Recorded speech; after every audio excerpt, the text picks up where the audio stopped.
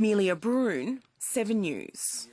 While most of us spent Australia Day trying to keep cool, a bunch of West Australians went to see the coldest place on the planet.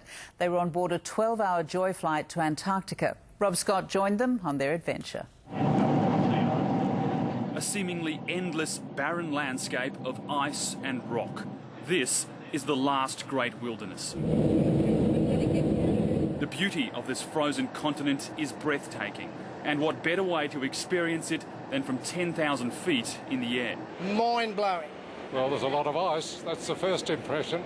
From the crammed aisles of the Boeing 747, hundreds of West Australians were transfixed by the unspoilt environment below them. Oh, I sort of don't believe it. It's nothing like I imagined. It's pretty amazing. There are 6 sightseeing flights over the Antarctic every year. With the help of Telethon, this was the first to depart from Perth in more than a decade. For the 360 people on board, it was a unique way to spend Australia Day. A 12-hour round trip, it takes 4 hours to reach the polar region, followed by 4 hours of sightseeing and another 4 to return home. A once-in-a-lifetime opportunity passengers pay between $1,200 and $7,000 to experience. Was this on your bucket list? Yes, and I'm getting near the end of my bucket.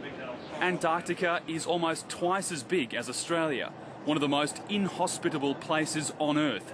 It's the windiest and coldest, with temperatures dropping to minus 80 degrees Celsius in the winter. At the moment, we're flying over the Antarctic ice shelf. Every year, 4 billion tonnes of ice breaks away and drifts off into the Southern Ocean. And that ice is what we call icebergs.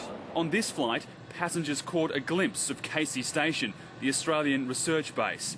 And with experts like Professor Patrick Quilty on board, who've spent time at Casey, passengers are given a running commentary throughout the flight. If you took Australia off the world and threw it into space, that wouldn't have a great impact on the way that the world works. But if you took Antarctica out and threw it out into space, the whole world system would change. This year, 2 flights operated out of Perth. Between them, they raised more than $70,000 for Telethon. Rob Scott, 7 News. A former TV star on sex charges heckled